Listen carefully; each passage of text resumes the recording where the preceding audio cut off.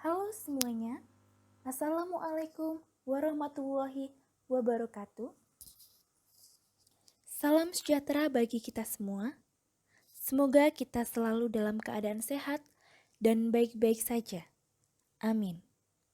Sebelumnya, saya Anaza Pratiwi akan memperkenalkan kreator-kreator dari video pembelajaran ini yang akan menemani kalian selanjutnya.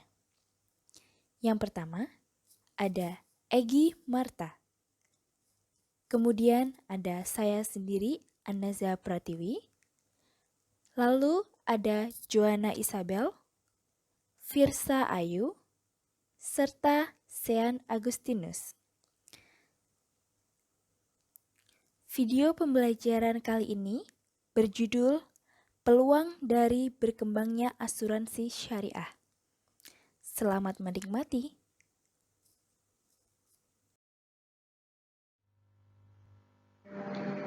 Oke, selanjutnya Lembaga Keuangan Syariah.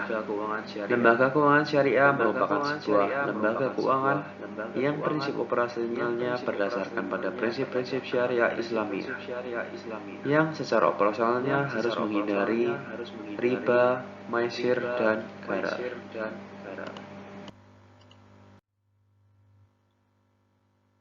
Contoh lembaga keuangan syariah. Lembaga keuangan syariah ada dua jenis, yaitu bank dan non-bank. Bank contohnya seperti BRI Syariah dan Mandiri Syariah. Kemudian non-bank seperti reksadana, asuransi, pegadaian, dan tentunya pasar modal.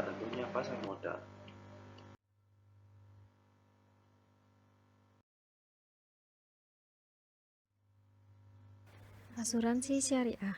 Asuransi syariah merupakan sebuah usaha untuk saling melindungi dan tolong-menolong di antara sejumlah orang melalui investasi yang sesuai dengan syariah. Apa sih perbedaan dari asuransi syariah dan asuransi konvensional? Yang pertama, akad. Asuransi syariah memiliki akad tolong-menolong, sedangkan untuk asuransi konvensional sifatnya jual-beli. Kemudian, untuk Dewan Pengawas, asuransi syariah tentu memiliki Dewan Pengawas Syariah, sedangkan untuk asuransi konvensional tidak ada Dewan Pengawas. Poin ketiga, tentang kepemilikan dana. Dana yang terkumpul dari nasabah atau kita sebut premi merupakan milik peserta, sehingga perusahaan hanya memegang amanah untuk mengelola. Sedangkan untuk asuransi konvensional, premi merupakan milik perusahaan, sehingga perusahaan bebas untuk menentukan di mana ia akan berinvestasi. Keunggulan asuransi syariah. Yang pertama adalah pengelolaan dana bersifat transparansi. Yang kedua, hasil investasi optimal. Di asuransi syariah sudah memiliki hasil investasi yang lebih beragam, karena instrumen investasi syariah sudah beragam. Oleh sebab itu, bisa memberikan tingkat pengembalian investasi yang menarik dan juga optimal untuk nasabahnya. Maka, hasil investasi akan lebih tinggi dibandingkan menabung dengan deposito. Yang ketiga, telat bayar tidak ada sanksi yang jelas. Jika mengalami ketelatan pembayaran, proteksi pada dana Anda tidak akan berubah. Asuransi syariah tidak akan mengotak-atik keamanan dari dana Anda ketika mengalami telat membayar premi yang sudah disetujui oleh kedua belah pihak. Yang keempat, bebas kontributor dasar. Kontributor dasar akan dibebaskan apabila terjadi ketidakmampuan total yang disebabkan oleh penyakit ataupun kecelakaan. Peserta bisa menikmati manfaat asuransi meskipun dalam situasi ketidakmampuan total. Fasilitas ini tidak bisa didapatkan di asuransi lain. Selain itu, Anda juga mendapatkan penggantian biaya rumah sakit yang disebabkan kedua hal tersebut, yakni penyakit parah dan juga kecelakaan, yang dilengkapi fasilitas cashless yang mempermudah perawatan biaya rumah sakit secara tunai. Yang kelima adalah pembagian nisbah tinggi. Asuransi syariah tentu memberikan keuntungan tinggi yang menunjukkan bahwa nasabah diuntungkan dan sesuai dengan peraturan sistem syariah. Kelemahan asuransi syariah. Yang pertama adalah asuransi syariah tidak bisa menginvestasikan dana yang terkumpul ke dalam semua bentuk investasi. Yang kedua, pada asuransi syariah tidak semua dapat diasuransikan. Yang ketiga, masih banyak masyarakat yang melirik kepada asuransi konvensional daripada asuransi syariah. Studi kasus yang kami ambil berjudul Survei Prudensial bahwa asuransi syariah semakin diminati masyarakat. Survei yang dilakukan oleh PT Prudensial Indonesia mencatat bahwa pada tahun 2020 pemahaman masyarakat terhadap asuransi syariah mengalami peningkatan. Oleh karenanya, Prudensial optimis untuk mengembangkan lini syariah karena pasar syariah dinilai memiliki potensi. Selanjutnya, ada analisis. Dapat kita lihat pada tabel bahwa kondisi KNB Syariah bulan Juli tahun 2020 menunjukkan bahwa terdapat peluang bagi setiap perusahaan asuransi syariah untuk membuka program khususnya asuransi syariah dengan berbagai macam jenis. Contohnya, yang pertama ada asuransi jiwa syariah dengan aset produktif berjumlah 29.082. Selanjutnya, ada asuransi umum syariah dengan aset produktif berjumlah 4.128.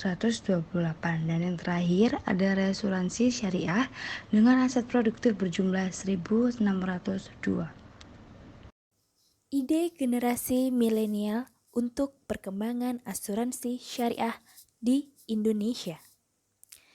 Yang pertama, membuat program asuransi syariah untuk pelajar atau mahasiswa dengan biaya premi yang dikhususkan untuk pelajar atau mahasiswa, agar menarik minat pelajar atau mahasiswa untuk mulai berasuransi. Nah, dapat dilakukan dengan bekerja sama dengan sekolah-sekolah agar membuat asuransi syariah untuk anak didiknya, atau membuka kantor di dalam kampus dan mensosialisasikan asuransi syariah sehingga pelajar dan para mahasiswa menjadi tidak asing dengan asuransi, terutama asuransi yang berbasis syariah. Kemudian, ide yang kedua, mengenalkan sistem asuransi syariah di sekolah. Untuk apa? Agar generasi muda memahami manfaat asuransi sejak kecil, terutama asuransi syariah, dengan menyisipkan pelajaran atau kurikulum tentang asuransi syariah. Mudah bukan?